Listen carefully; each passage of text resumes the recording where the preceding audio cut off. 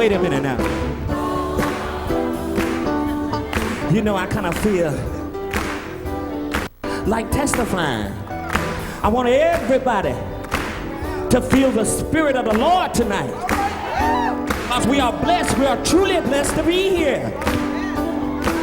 You know, I've been living with AIDS for like 14 years, and God has given me the strength to be here and glad and sing till my soul is content. Now, aren't you blessed? Aren't you truly blessed? Come on. I'm blessed. Woo! Truly blessed. Truly blessed. I got my health, and I ain't got my strength. Thank God. Thank God I'm blessed. Yeah, Lord. I don't know how you feel about it. I want to sleep. Yes, Lord. Said I won't complain. I won't complain. We're gonna say it again. I said I'm blessed. Woo! Truly blessed. I got legs to walk, and I got a voice to talk. Thank God. Well, Lord, I don't know how you feel about it. I want to sleep. Yes, Lord, said I won't complain. Yes, Lord, I'm blessed. Now listen to this. If you want to see a miracle, all you have to do is just take a look at me, y'all. I'm blessed and kept by God's goodness and mercy. Right now I've got the yes, Lord. Before you start to complain, you better listen to me. Count the blessings, you'll be amazed. I won't complain. We're gonna say it again. I said I'm blessed. Look at the person next to you and say, you're truly blessed. When you woke up this morning, had the activity of the limbs, you should say, thank you, Jesus. Yes, Lord. I don't know how you feel about it. I want to sleep. Yes, Lord. Said I won't complain.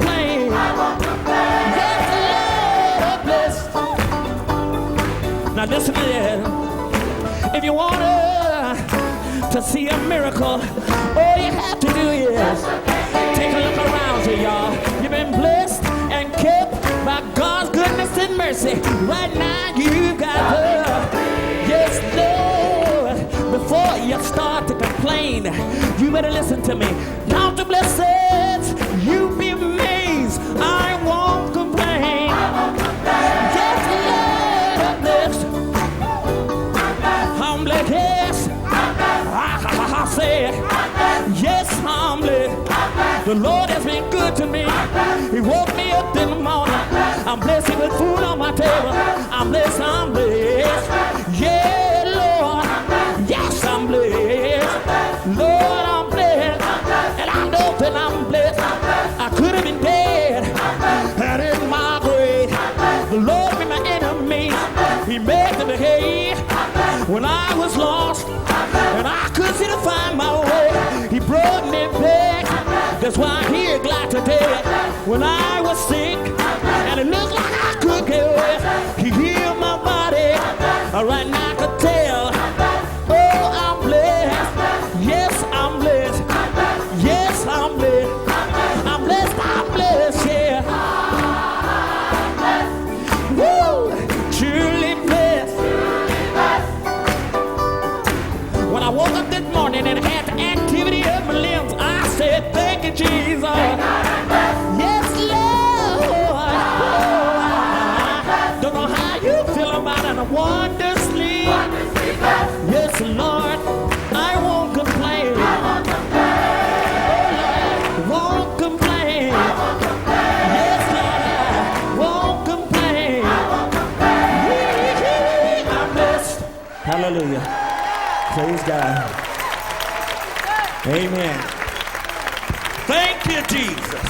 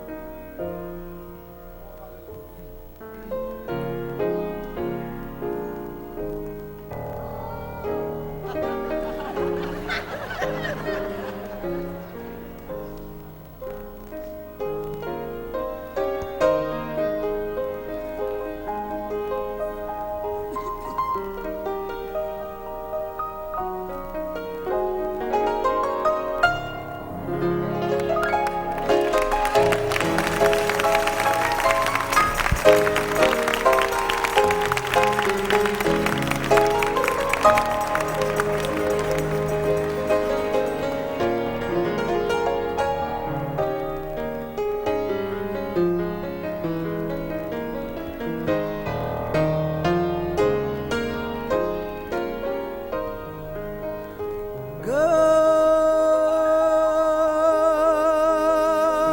is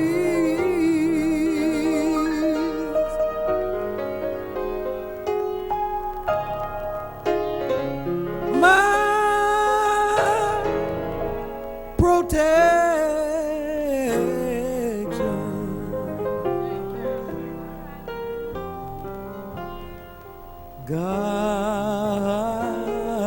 God is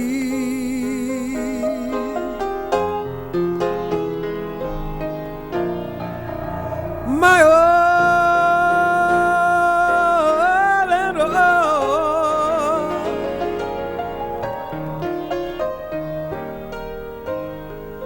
God is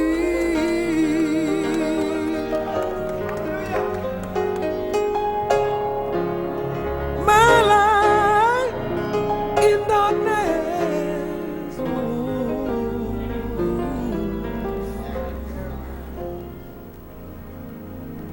God is.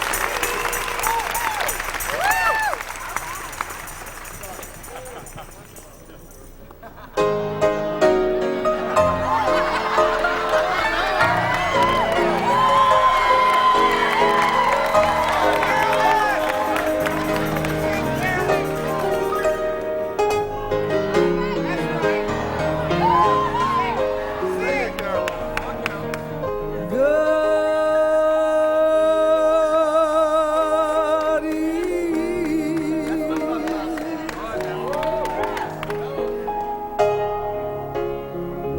my protection.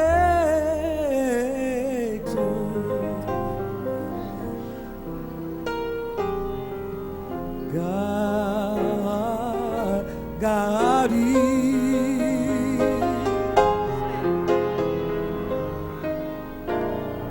my all and all.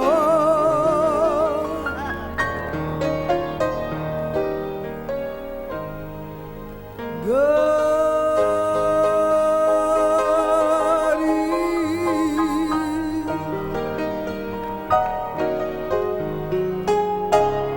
my light in darkness.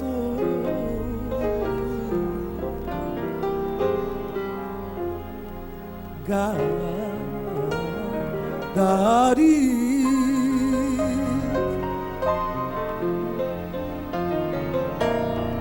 my all and all.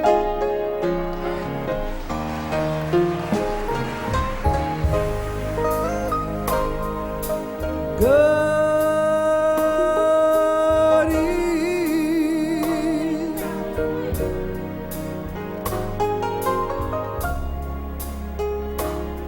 my joy in the times of sorrow.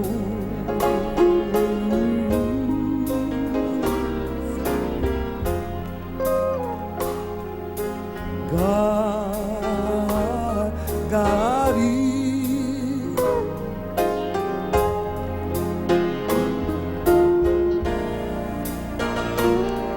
my all and all.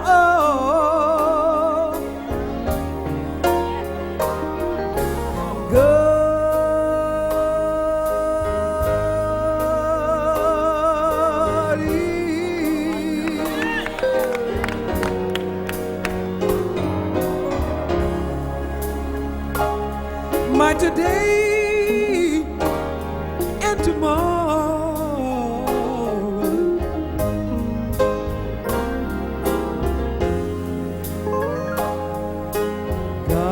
God, my God is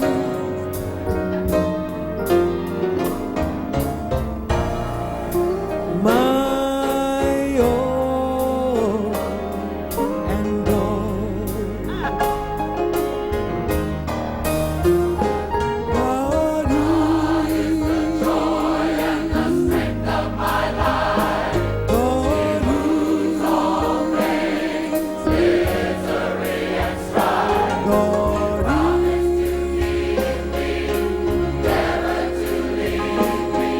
He never ever falls short of His word. God is grace lay in the narrow way. God is my life each and every day. God is when He comes back.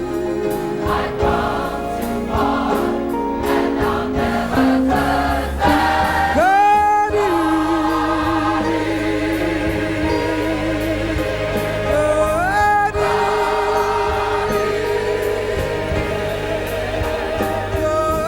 is. My God is. Oh, God is.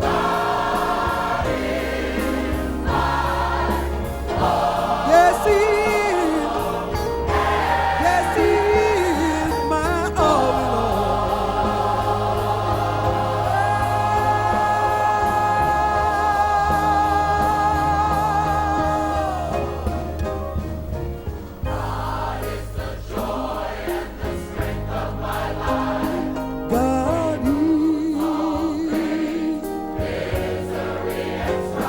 God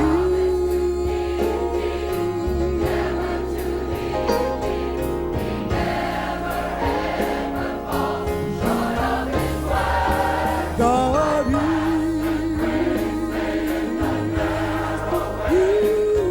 God is. God is. God is.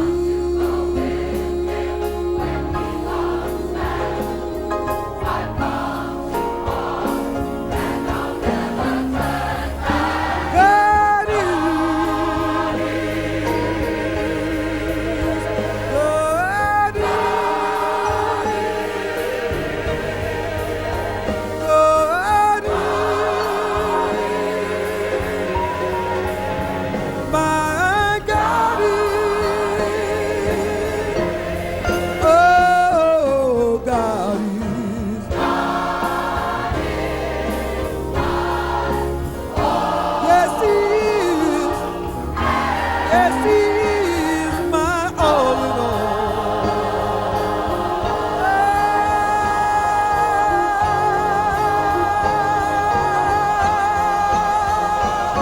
God is.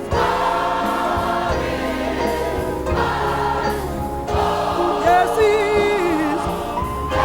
Yes, He is my all in all.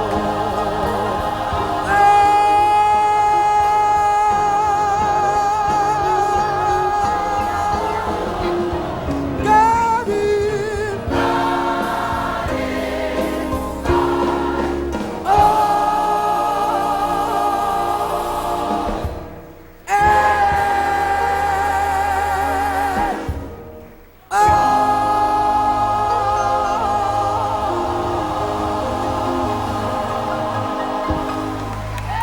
Thank you. Praise God. Praise Him, praise Him, praise Him.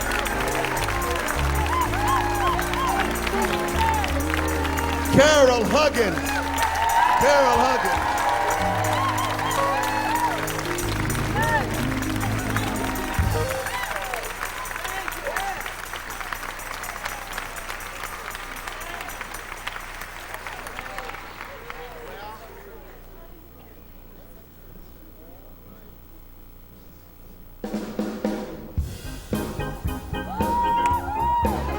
All right.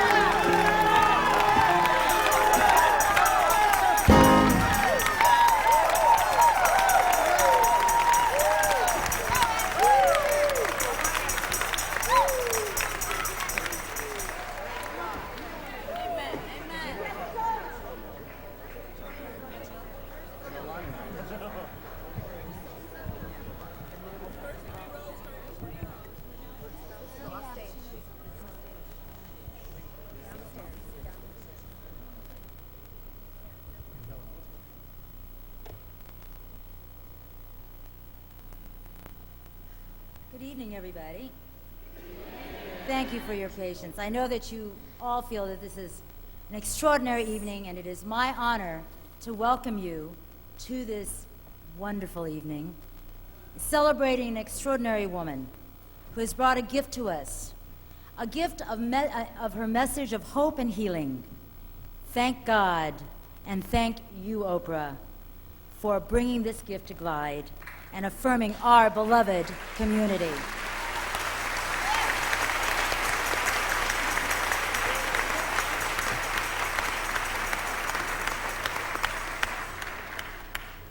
This is the Glide Ensemble. Aren't they great?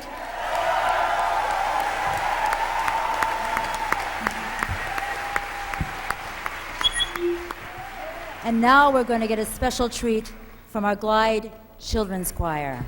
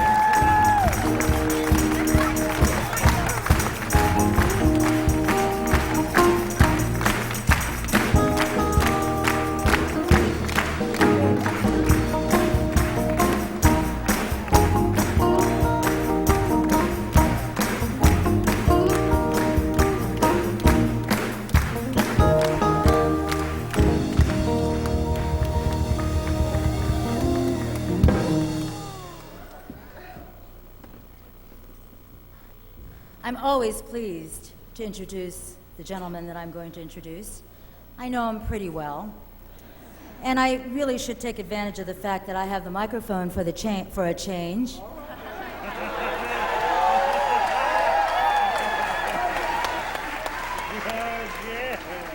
But I'm going to be pleasant tonight.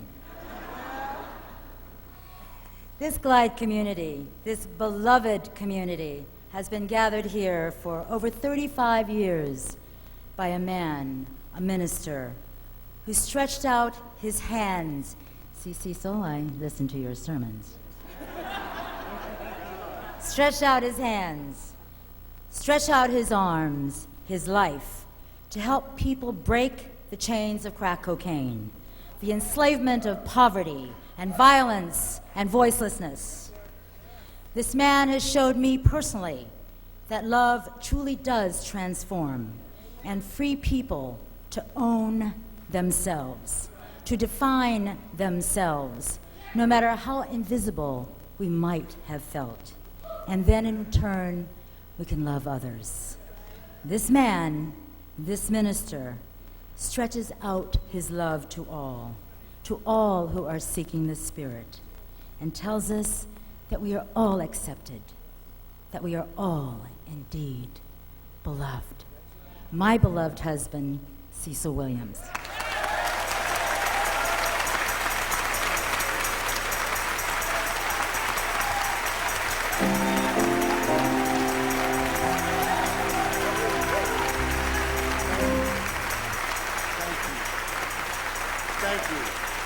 Thank you very much. Thank you very much. It's good to get applause in your own home. You know, thank you. I want to move right along. We have some gifts to bear, to share. And I want Melissa and Rico to come up here with the gifts. And these are gifts that we want to share with our very special Shiro, Oprah Winfrey.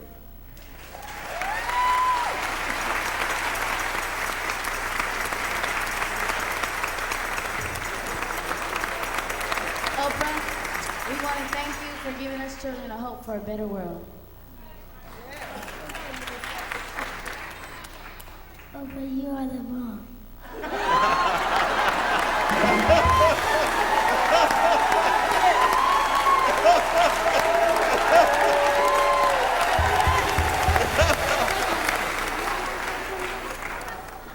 Oprah, this is a gift from all the children. We love you, Oprah. Thank you.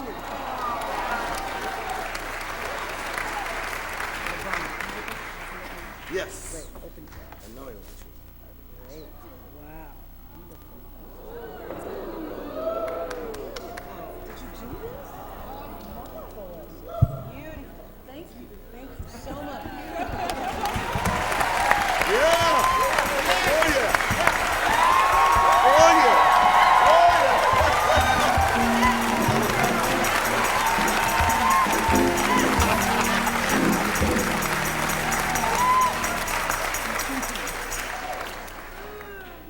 Now, who comes next?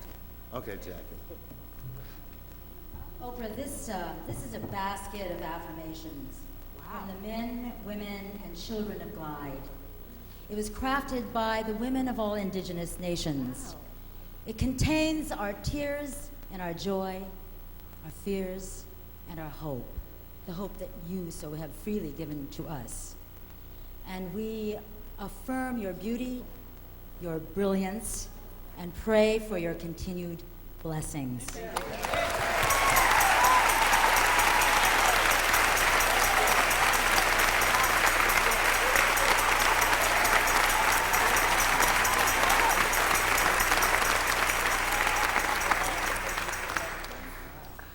Oprah, I'm Jacqueline, and 2 years ago I was living in the streets. I was a slave to crack cocaine. I'd lost my children and I'd lost my self-respect. Today I'm in recovery.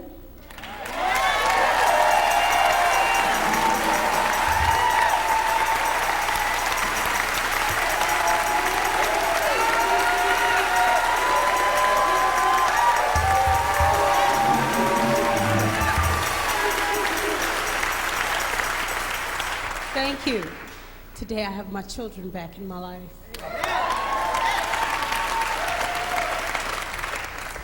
I ain't a slave no more. I am free.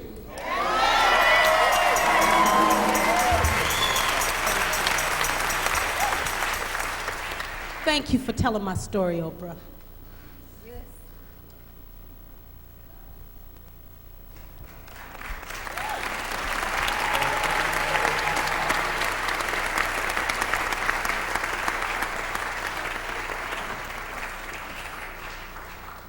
This is called a basket of affirmation. Am I right about that, Jen? Yes.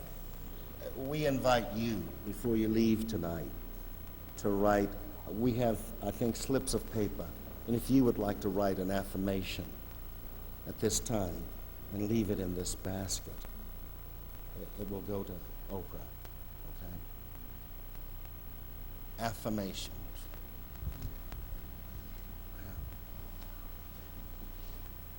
At this time, am I right? Am I to go? I always ask, because I know.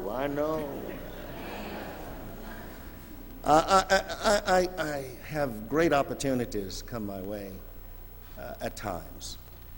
I feel blessed that I have the opportunity to live in this city and work in this city and be a part of this city. I am so proud that we got a Willie Brown around from Texas.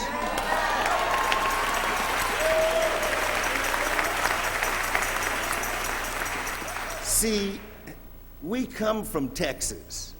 They ran him out and they ran me out. But that's all right. We came to the right city. I want you to know that I really believe in this man, because I am convinced that he has given a new way to this city. May I present to you now Mayor Willie Brown.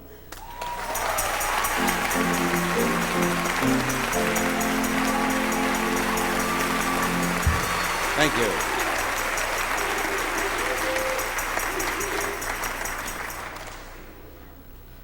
Reverend Cecil Williams, Jan Mercantani, and our very, very honored and revered and respected guest, Miss Oprah Winfrey. To the great Glide Ensemble,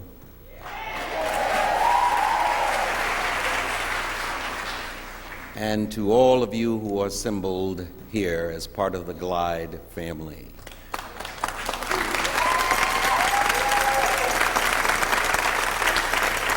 This is truly a glorious day, and I'm really pleased that this day came on my watch as mayor of this city.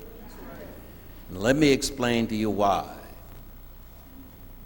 In the 40s, the 50s, the early part of the 60s, America was riveted on commentators, people like Edward R. Murrow, Walter Cronkite, and others. And this nation was always eager to hear and listen to and react to their opinion and their interpretation of what was happening in the world and on this globe and in the lives of people. They were very, very powerful men as a result of their incredible sway over audiences. Since the middle 80s, a phenomenon has occurred in this nation. Talk show hosts have become people that are listened to, and in most cases, or in many cases, rejected. There is one, however, who has exceeded all others, whether it was Cronkite, R. Murrow, you name it. This person requires, by virtue of her humanity, her God-given talent to communicate, and her incredible, careful commitment to integrity. She has produced for this nation the most powerful woman in this whole nation. And we have her in our presence today.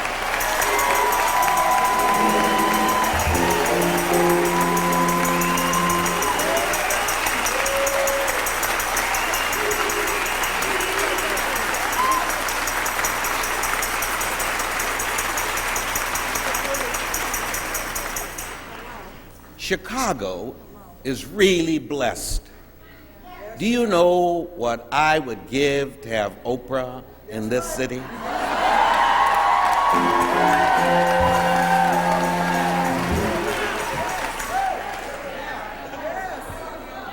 I mean, I make a lot of assumptions, but they would all be true. And I, frankly, in my description, I'm not sure that I have properly conveyed, because kings, queens, princes, lords, presidents, prime ministers, you name it, every single solitary one of them would love nothing better than just a casual, favorable mention from Oprah.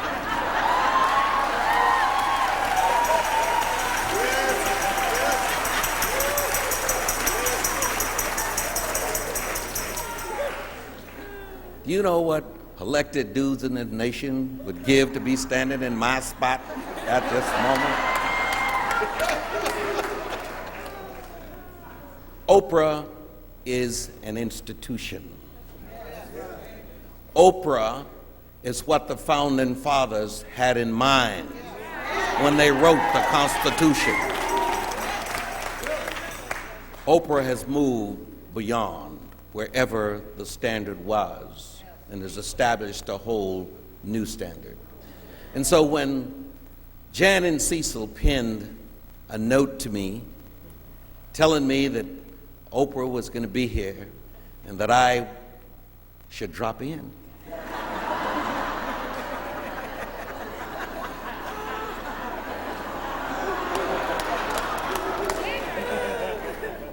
as mayor, you know, you're always naming days after people and all that kind of stuff, right? It would be inappropriate. So what we did as a city, we decided that from the 10th of October till the 17th of October, and this is unprecedented, it's Oprah Winfrey Week in San Francisco.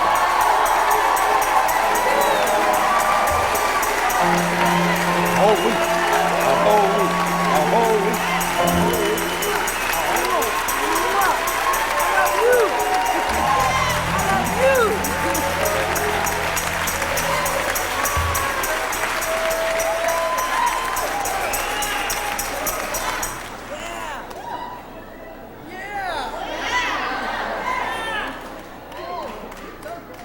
And then, of course, Oprah receives not only the week, but she receives honorary citizenship in San Francisco, which entitles her to vote for me for re-election.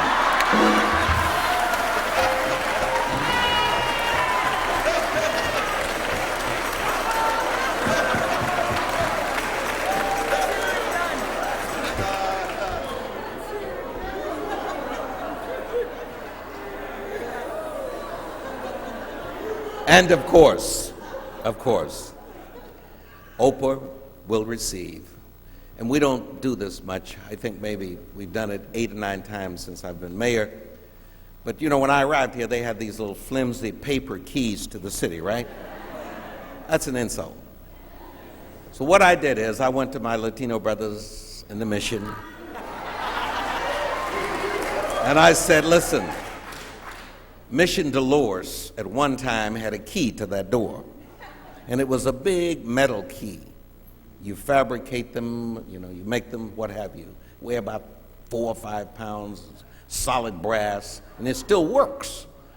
I said, listen, I would like very much to have San Francisco for extraordinary people, you know, like the Lord,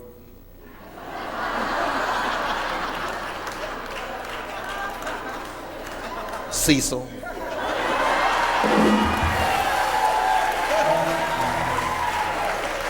be the only recipients.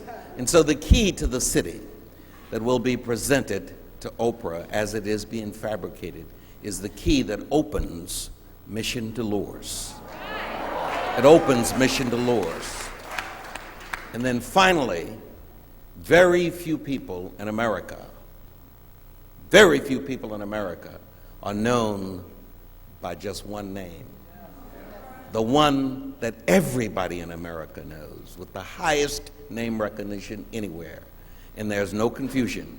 If you say Oprah, everybody knows exactly who you're talking about. So Oprah, welcome.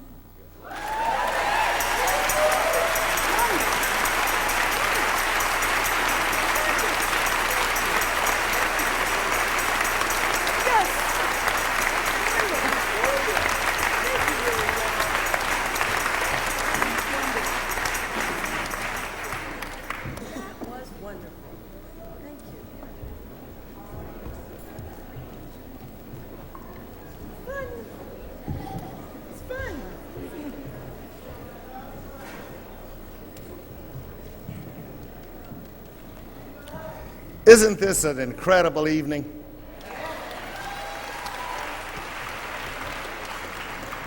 I want to personally thank you for being present tonight.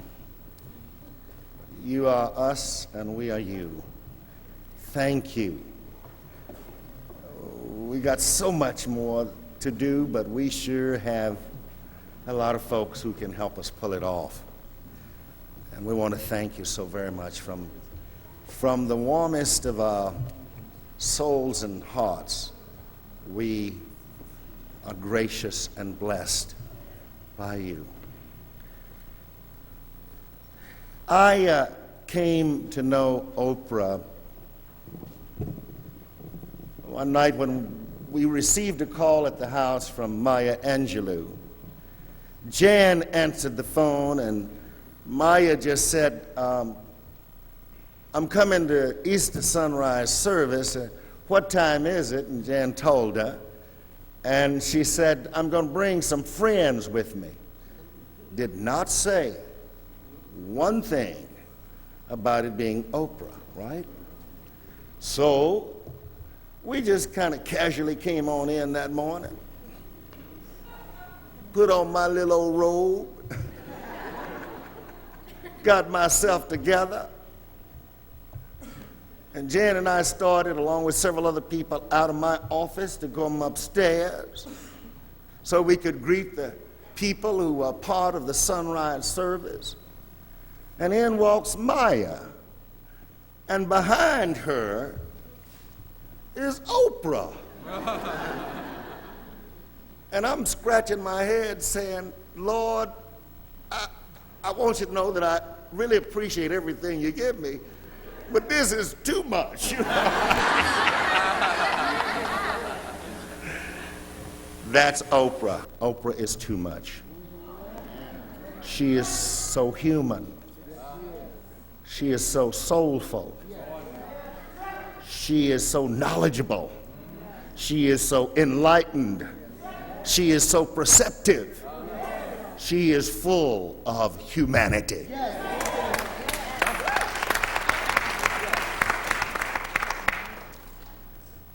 I want you to know, though, that Oprah has changed. What is so significant about Oprah is the fact that no matter what acclaim she acquires or is brought in her presence, she never gets the big head. Here's what happens. She does some changing all time. She helped, I came to know that the women, you, Jan, and a lot of women are more susceptible to change than men.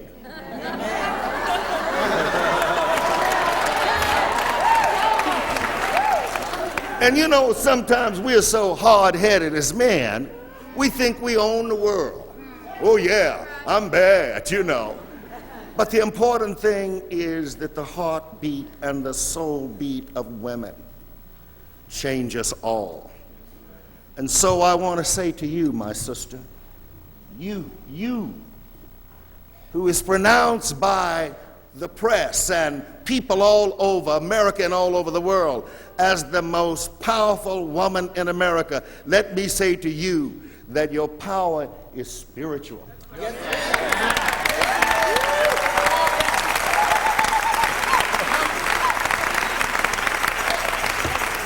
And because it is, this is the best way we can introduce you, Oprah. This is the best way.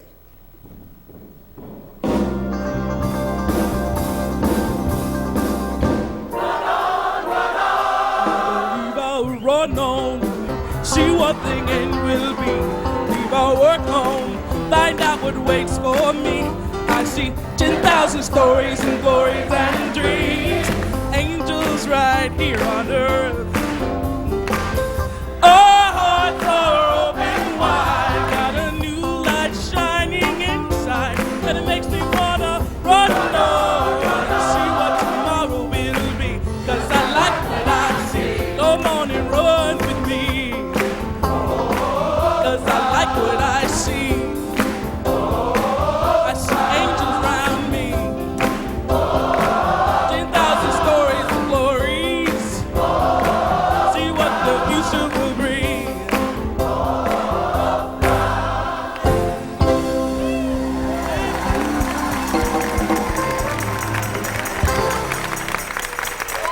Oprah Winfrey. Oprah. Thank you.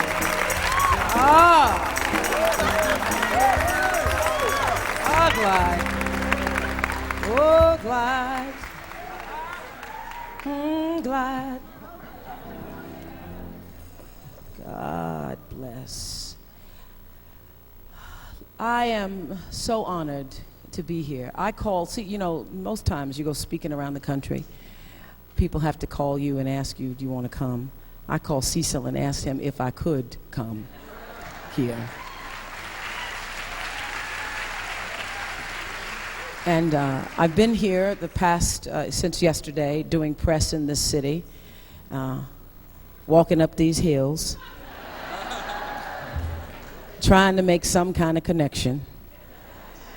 I want to say to the Honorable Mayor, Willie Brown, this city has an energy that you can feel. You just walk around and you can feel it. And I think you all are so blessed to be a part of this great community, great city called San Francisco. And I'm honored to be an honorary citizen. And I'm gonna go on TV and tell everybody too.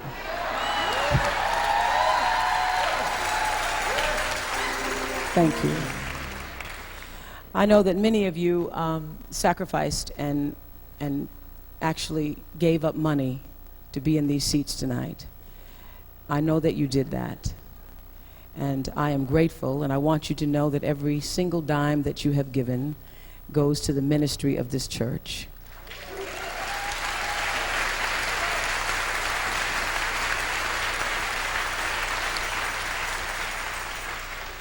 I've been speaking to the press all day, and I've been telling them what you already know, that Glide is America's church. It is America's church. It's the only church I know like this, where you see all races, all classes, all kinds of different people coming together in service. And I am so thrilled that you would give up dollars to come see me, because I wouldn't charge anybody to come see me. I'm so thrilled that I want to match every dollar you have given.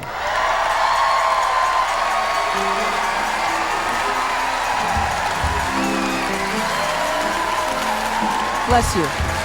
Bless you. Bless you. Bless you. Thank you for that. Thank you. Thank you. Thank you for that. No, thank you. Thank you. So I bet y'all can figure it out, right, what you got here. They got it figured. I thank you for that. I love you too, and thank you. Thank you for that. A lot of people mess up my name. I get called a lot of different things. Actually, my own family messed up my name. Because I was named after Oprah in the Bible, Ruth, 1st chapter, 14th verse. And the P got put before the R, and it got messed up on the birth certificate. It's true. But my name is Oprah. I am one black woman. Just one, born in Kosciuszko, Mississippi, 1954. Kosciuszko is about 70 miles south of Jackson. It's about 50 miles from Greenwood, 18 miles from a place called Durant, where to this day everybody still goes to catch the train. Kosciuszko is. But it is just a hop, skip, and a jump from the Nile. It's just a few minutes from Ghana, across the street from Kenya, and around the corner from Guyana. Kosciuszko is. I'm just one black woman, but I've been around a long time. The drums of Africa still beat in my heart and won't let me rest until every child, black child, brown child, yellow child, has had a chance to prove her worth. One black woman, my hand in God's hand.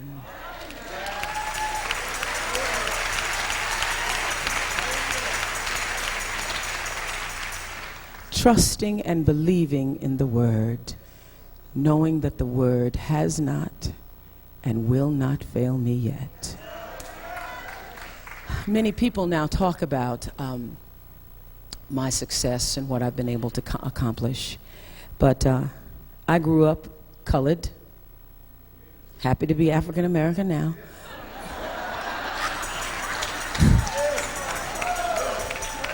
But Lord knows I grew up colored.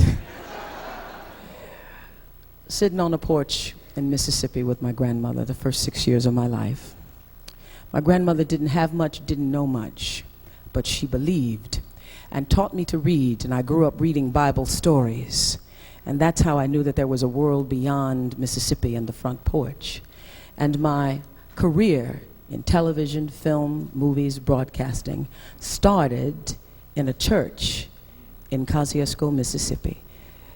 That's why these children touch my heart, because my career started there, doing my first Easter piece. Jesus rose on Easter Day.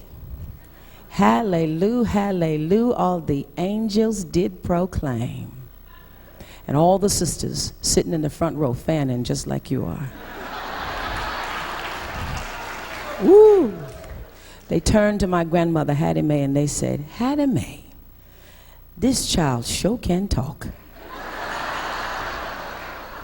This is the talkingest child we ever did see. It is their faith and my grandmother's faith in myself, in me, that gave me the belief that maybe my life could go beyond that little 1-acre farm in Kosciuszko, Mississippi. When I was a child, I have a vision of seeing my grandmother through the screen porch, boiling a pot of clothes, and my grandmother saying to me, you need to watch me now. You need to watch me. One day you're going to have to do this. And something inside me said, one day I won't. I believe I won't. And what I now know that something was spirit. Spirit speaking to me. When I grew up, and because I was a good reader and ended up in television and used to speak in every church. I've done God's Trombones, James Weldon Johnson, every black church in Nashville. And I was speaking in the church and ready to move to Baltimore, and somebody asked me then, what do you think? What are you going to do? Do you think you'll be able to be successful? You're leaving your home and your family? And I said to them, as I say to you now, I don't know what the future holds, but I know who holds the future.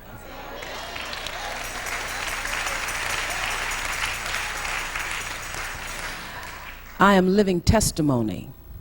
My life is a testimony to what God can do. And the only reason for celebritydom, only reason for riches to be displayed before the world, the only reason for fame, as far as I'm concerned, is to say, it's possible. It's possible.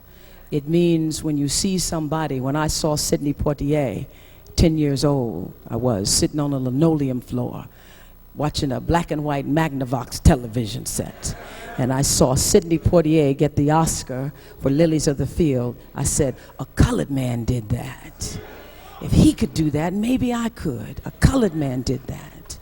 And I spent many years wandering inside myself, like I know a lot of people still are, wanting to be somebody else. For a long time, I wanted to be Diana Ross.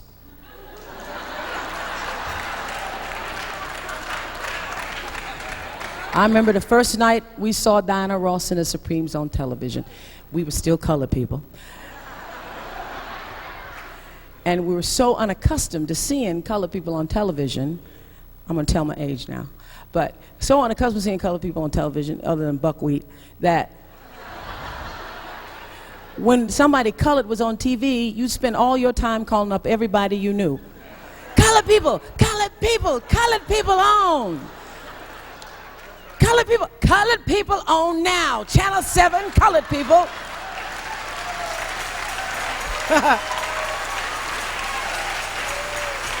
You know, you missed the song because you got to call everybody. They said, well, did you see him? No, I didn't see him. I was calling my auntie. I saw Diana Ross. And I felt like Flora in Nikki Giovanni's poem for Flora. She says, Flora went to Sunday school and she heard about Nebuchadnezzar, king of the Jews. And she read of Shadrach, Meshach, Abednego in the fire. She heard of them all, and then she heard of Sheba. Sheba, who was black and comely, and she said, I want to be like that. I saw Diana Ross. I said, I want to be like that.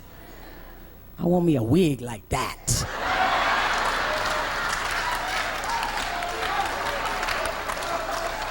I want eyelashes like that. So I spent a lot of time going through my Diana Ross, trying to be like phase. And then I went to Baltimore and ran across a news director who decided that even though they'd hired me as a black woman, they, after looking at me on the air, decided they wanted to make me something else. I don't know what. So they came to me one day and said, your hair's too thick, and your eyes are too far apart, and your nose is too wide, and you need to do something about that. Well, you know. So they tried to give me a makeover and sent me to this hair salon in New York, a place called, I won't name the place, never mind.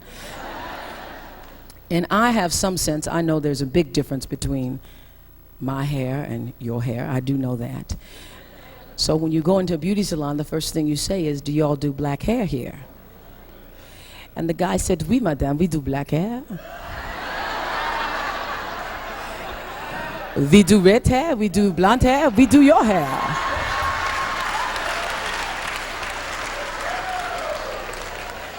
So I let this French man put a French perm on my black hair. And I wasn't the woman that I am now. So I sat there and let it burn through my cerebral cortex. And when I left, only the little scabs were holding my hair in. So the station manager, you understand this, Joe, the station manager who'd had a problem with my hair being too thick, they really did not know how to handle a black woman with her hair falling out. And just like a lot of people live in denial, all my hair fell out. I had 2 little sprinkles in the front. And I brushed down that baby hair on the side with some dippity-doo.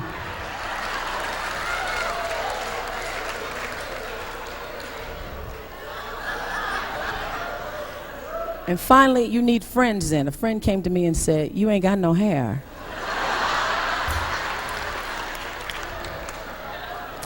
You acting like you got hair,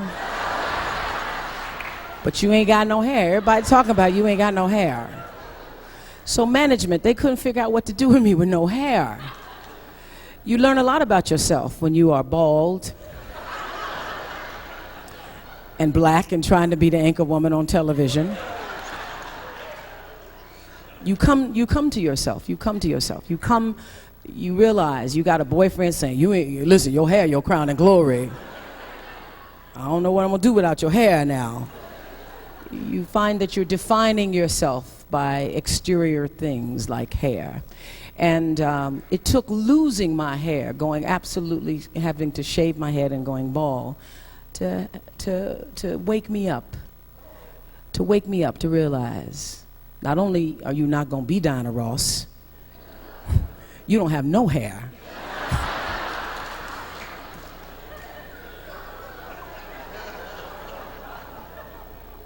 And there's a poem that Carolyn Rogers does called Some Me of Beauty. And this, I can make jokes about it now, but let me tell you, when you're losing your hair, when every time you go in the shower some more comes out, you don't want to bathe.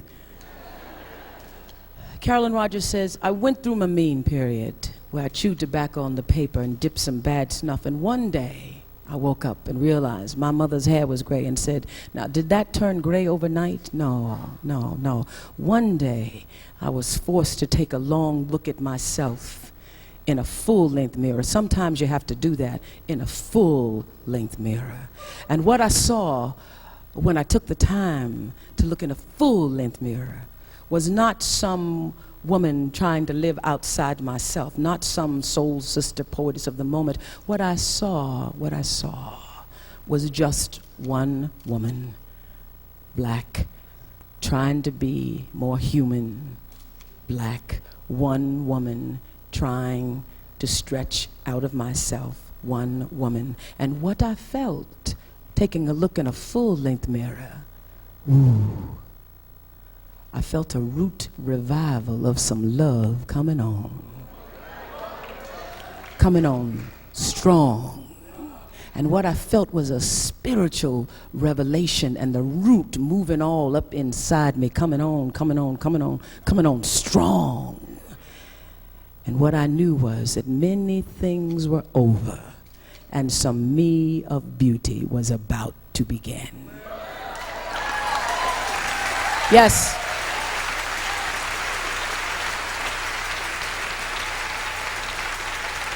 That was a moment for me. I decided I wasn't going to try to live outside myself anymore, that I was going to look inside myself. And the moment changed my life because I recognized that I was bigger than my hair, than my ego, than my personality, than myself. I realized that any work that was to be done had to be done by me connecting to the real root, the real spirit, recognizing that I am spirit come from spirit. I have always known that my life is the life that it is because I have been bridged by the ancestors. Now this I know, this I understand. Sojourner Truth is my favorite role model. And I have known her work and applauded her in my life and feel like I've carried her with me. I remember the speech that she gave in Akron, Ohio, fighting for women's rights. Somebody was asking me tonight about getting women to vote. She was a great part of the movement, as you know, to get women to vote. In that convention hall in Akron, Ohio, she said, well, chillin', where there's so much racket, there's bound to be something out of kilter. I think twixt the white man at the north and these women's in this room, white man's gonna be in a fix pretty soon. What's all this here talking about women's rights? Little man in the back there say, women ought not to have as much rights as men, he says, because women need to be helped into carriages and over mud puddles. And I say to you, mister, ain't nobody helped me into no carriages. And I ain't been helped over nary a mud puddle neither. And ain't I a woman? Look at me. I done planted and plowed and worked as much and ate as much as any man when I could get it. And ain't no man could hit me. I had 13 children sold off into slavery. And when I cried out with a woman's grief, ain't nobody but Jesus heard me. And ain't I a woman? Little woman there say, well, women ought not to have as much rights as men, 'cause Christ want a woman. And I says to you, where'd your Christ come from? He come from God and he come from a woman. Man ain't had nothing to do with him. And everywhere I go, folks say, Sojourner, how you feel about this women's rights? And I say, if one woman Eve was able to turn this world upside down all by herself, seemed to me like all the women's gathered here today ought to be able to turn it right side up.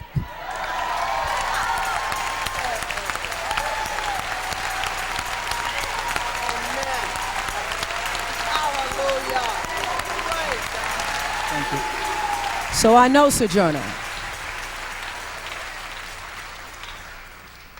I understand Sojourner. Sojourner is a bridge to this moment.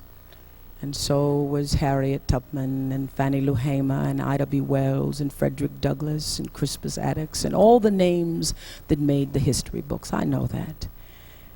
Every name that made the books and millions and millions and millions of others that did not were a bridge to this moment. That I understand. It wasn't until the making of My Beloved, which opens October 16th, this Friday, that I came to the psychic understanding and knowledge of who I am and where I really have come from and who we are and what we have come from and what all of that means to us today. In preparation for Beloved, I did a part of the Underground Railroad and had myself put into the woods in Maryland to follow the trek of the slaves. And I did that originally because I wanted to experience with my no direction self what it would be like, what that would be like to be in the woods at night barefooted and being given a place to run to and not knowing which way is north. How do you do that? No shoes, no food. How do you do that? That was originally my intention in preparing for Cepha. During the process of being blindfolded and left in the woods, we had created an Underground Railroad experience with a whole group of people who were reenacting this time period. And I had been given a new name, and I know that I don't believe that I could be hypnotized. So I said, I can't. They said, we're going to regress you and we're going to take you back to this time. And I said, no, I'm too strong for that. You cannot hypnotize me. But I'll play along with y'all. So I let them blindfold me and take me into the woods. And this gentleman comes along while I'm blindfolded, sitting under the tree for hours and hours at a time. And he starts, he is reenacting being the slave master. And of course, saying demeaning things to me. And I was explaining to him, I'm realizing that, this is an act. I am Oprah, I'm blindfolded, but I'm going to go along with it. And I said to him, no, my name is Rebecca, and I've been taken here overnight. And I think if you just let me get my free papers, I can explain to you. And he said to me, he doesn't even know he did this for me. He said, you don't think nothing, gal, because you mine. I own you, and you don't think nothing, gal. And then he left, and I was left under the tree again to contemplate what had just happened. And I sat there, and I sat there, and I sat there. For hours I sat there. And as I took it in, I was hit with a wave. I've heard of people talk about near-death experiences where they see the light. The opposite happened to me under that tree. I was overcome with a wave of darkness and sadness and hollowness and hopelessness that I cannot with language describe to you. It felt cellular to me. It felt psychic. It felt like it was in my bones, and I began to weep and moan and scream and cry. And it was so primal and so dark and so hard. I thought of taking the blindfold off. And then I thought, no, I'm going to go with it. What is this? What is happening to me? At first I thought I was having a heart attack. What is this? What is this? I touched the place called slavery. And I understood for the first time in my being what it was. It was the loss of your humanity. It was the psychic, psychological, emotional, spiritual knowing that no matter what happened, no matter how long you worked in the fields, which I'd always thought it was about how long you worked in the fields and if you ever got a chance to come home and could you ever be with your children. But what I knew in that moment, that working in the fields, being mistreated, somebody calling you names, being beaten or not beaten, wasn't even the issue. The real issue was the knowing inside yourself that your life did not belong to you. That it doesn't matter what you think, gal, because you are mine. And that every human being comes to the planet with the right to think for themselves, with free will. You even have a choice if you choose to be a fool. You can choose to be a fool. You can choose to not get up and never go to work. You can choose to be jealous and embittered and angry. You can choose that, but you can choose it. What slavery said is you have no choice. You have no choice.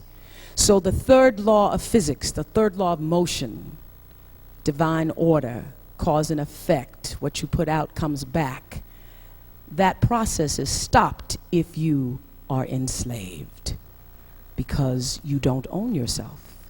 Your thoughts, you can't act on your thoughts. You don't own yourself. You don't own yourself. And what I came away from this experience, understanding, hitting that moment, that darkness, I realized nothing is worse than that. And I realized that the song we used to sing in church, and before I'll be a slave, I'll be buried in my grave and go home to my Lord and be free. I thought I understood that song. Now I know that song.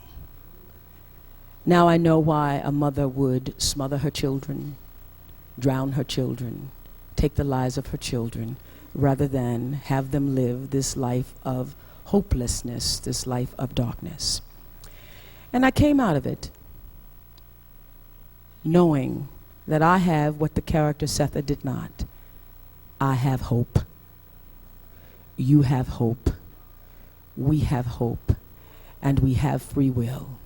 And I can choose to remain embittered, to remain a slave to my past, to remain in denial of who I really am, or I can choose to be free. And I choose to be free. I choose.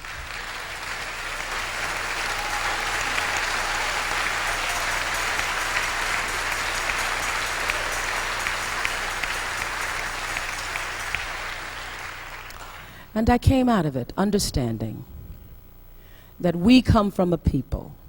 We come from a people who, in spite of everything the world told them about themselves, the world called them, in Maya's poem, she said, in a poem to our grandmother, she said she heard the words swirling ribbons in the flames of history. She heard the words, she heard them, she heard nigger, nigger bitch, creature, ape, hot tail thing, whore, it. She heard it. And she said, but your description does not fit my tongue.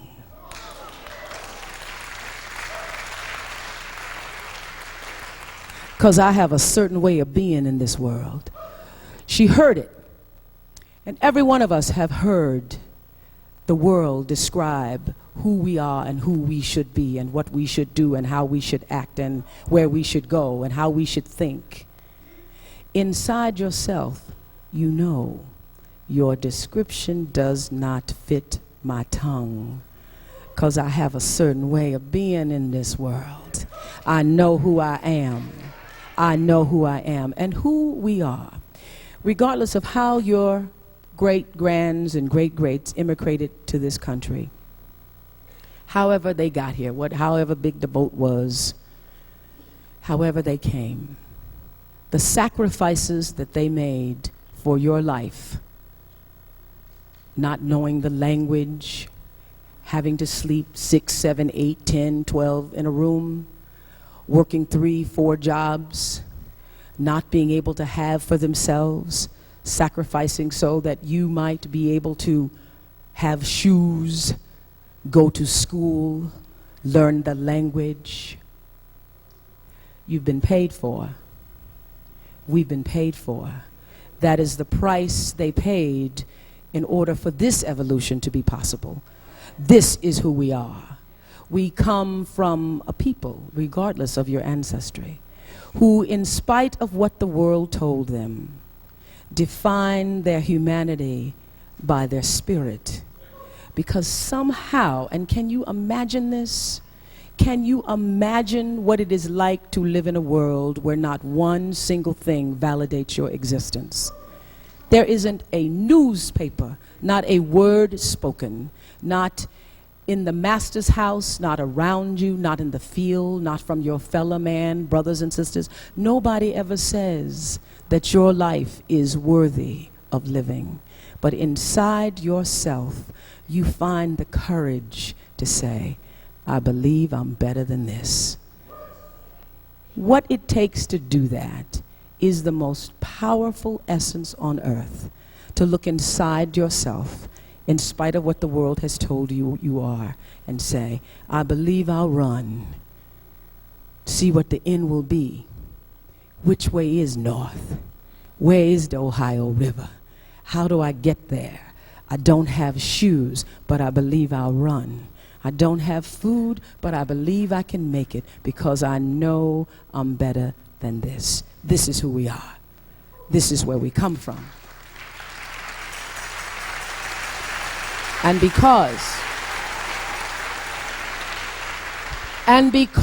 you have been paid for, regardless of your ancestry, we owe the ancestors a resurrection. We have been redeemed by them, and we owe them a resurrection for the price that they paid for the crown that we now need to put on our heads and wear. We owe it to them, not just ourselves, because the beloved experience more closely than anything else taught me, you don't do this alone. All of us, none of us, do this alone. I've collected slave memorabilia for years, and in my trailer I took with me slave ownership papers and ledgers from plantations.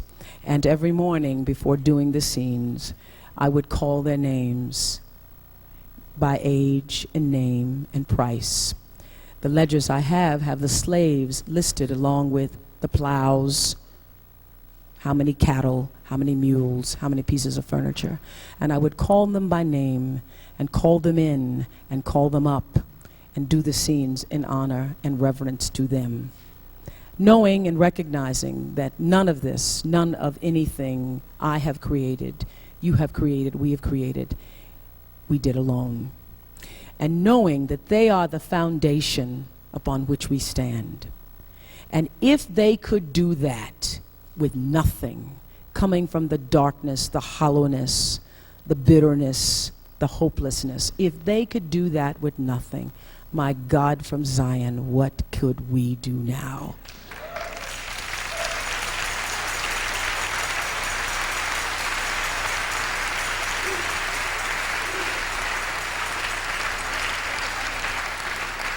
There are no limits. There are no limits to what you can do when your hand is in the master's hand. There are no limits. You have free will. There are no limits to what God can do. I have learned, somebody asked me today, what's next? What are you going to do? I'm going to say, would you let the movie open? Would you let the movie open before asking me what I'm going to do next? I just did this. But I don't try to tell the future what to do or how to be. I try to attach myself to the God vibe, to the God universal divine intelligence vibration, and hold on to that. And let that open me to the possibilities that my life has to offer. God has a vision for your life. God has a vision for your life. Whether you call it God, call it nature, call it divine intelligence, what I know is the force that is omnipotent isn't hung up on a title.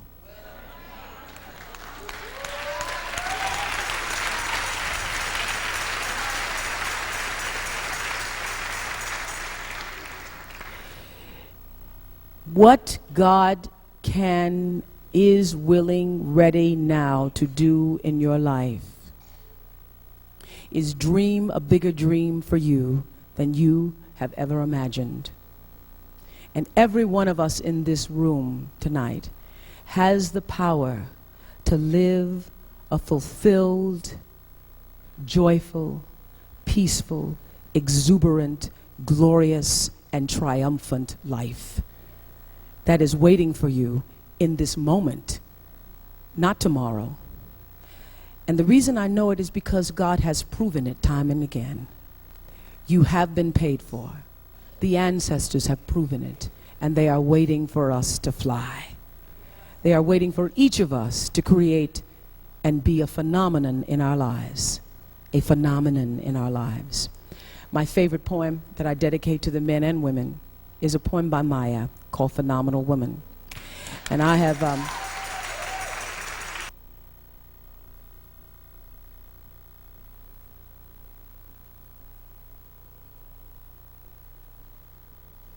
and I believe it for you. I believe that however many things you might acquire in your life, and I've acquired quite a few. I got more shoes. I used to just have a brown pair and a beige pair and a black pair. Now I have to choose between the beiges, the browns, the grays, and the stuff. But the shoes don't make my life. I used to drive a Chevy Chevette, and I loved the Chevy Chevette, even though I'd go to schools and kids say, "You don't have no Benz?" I had a Chevy Chevette because that's what I could pay for. And I don't like the look of bills. I have lots of things. I know there are many of you here who have lots of things. Things are fine. Things are fine. And God has said in Psalms 37:4, if you delight yourself in the Lord, that which is good, that which is truth, that which is honor, He will give you the desires of your heart. The force of nature that allows the planets to revolve around the sun can get you a BMW if that's what you want. But I'm asking you to dream a bigger dream. Dream a bigger dream of creating the highest vision possible for your life as a human being on the planet right now. You can't do that by yourself. You cannot do that by yourself. But the ancestors, the bridge to this moment, are willing to support you. The future, that is, the glorious future, that is God, is willing to support you right now. Oh God, oh glorious future, our hearts are open to you. Come sit in our heart now, now. Oh glorious future, our hearts are open to you here at Glide. Come sit in our hearts. Pretty women wonder just where my secret lies, 'cause I'm not cute, not too cute, nor built to suit a fashion model size. But when I start to tell them, they say, "Girl, you telling lies?" I said, "No, honey, it's in the reach of my arms." and it's in the span of my hips. It's in the stride of my step, and it's in the curl of my lips, because I am a woman, phenomenal woman. Sometimes I walk into a room, Brother Willie Brown, just as cool as you please.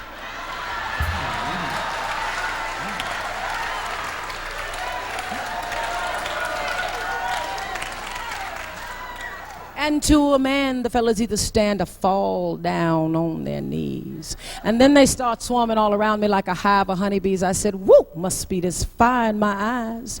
Could be the flash of my teeth. Maybe it's the swing in my waist or just the joy in my feet. Honey, I don't know. All I know is I'm a woman. Phenomenal woman. So now you understand why my head's never bowed, why I don't shout or jump about or even talk real loud. But when you see me coming, I think it ought to make you proud.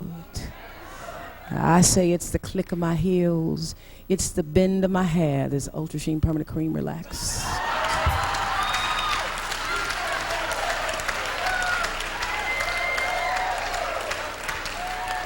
It's the palm of my hand, and it's the need for my care, because I'm a woman, phenomenal woman. That's me, Glide. I thank you. Oh, glorious future. Our hearts are open to you. Come sit in our heart. We expect a miracle in our lives. We have asked, and knowing the asking, it is already given. It is already given. Victory. Thank you.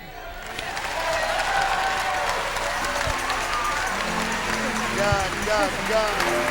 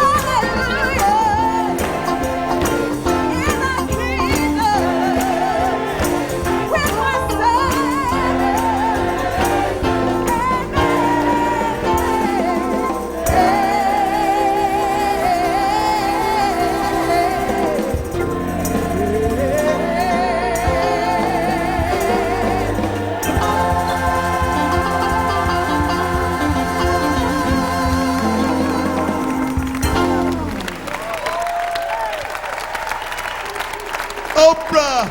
Yes! Yes! Yes!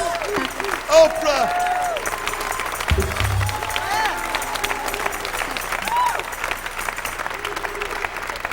I'm going to ask you, would you just stay right where you are for a minute, and we're going to go out this way. Thank you, Clyde. Thank you, Oprah. Let me say this. I can't say enough about what you all are doing here in America's church. And I thank you all so much for when I was going through my little cattle difficulties down in y'all's part of the world, in Texas. I had called Reverend Cecil and asked that Reverend Cecil would pray for me. And he came to Texas and prayed for me. And let me just tell you what prayer can do.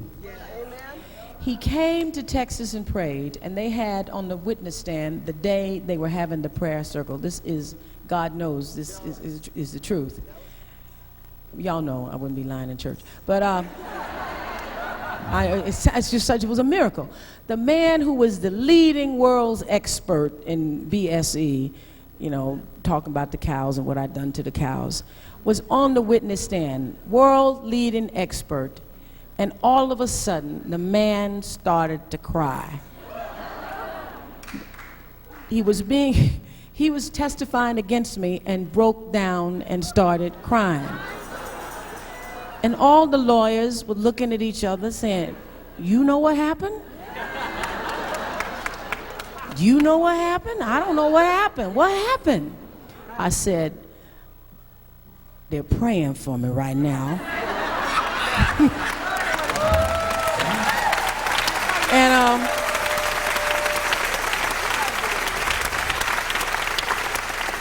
I know this don't make no sense to the lawyers, but they're praying for me. I believe they're praying right now. So I called up Reverend Cecil that night, and he says, "Yeah, we were praying hard." I said, "Were you praying about 2:12 when the man broke down?" He said, "Yeah, we were, 2:15. We were praying hard." I said, "Oh, okay, that's it. That's all right." So I thank you for your prayers. I thank you for your prayers. And you have this, in this minister, a man who is anointed. Anointed for the people. He is anointed. My friends from Disney, my best friend Gail, who when we were on the cruise with Maya, and the Reverend and Janice were on the cruise with us, and he did our service for us. And Gail, whose father and mother traveled the world, and she wasn't raised in a church like I was. Yes. No, wait a minute. So we're sitting there, and Reverend Cecil was preaching, and BB was singing Stand, and all of a sudden Gail turned to me, she says, "What's happening to me?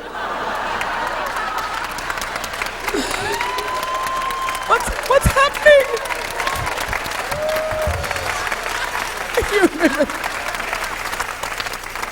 I said, "What is it?" She says, "I'm thinking things and feeling things I haven't felt before. What is it?" I said, "It's called the Holy Spirit. It's the Holy Spirit." So you are blessed to have a man who can help the Holy Spirit enter. And I thank you. Thank you.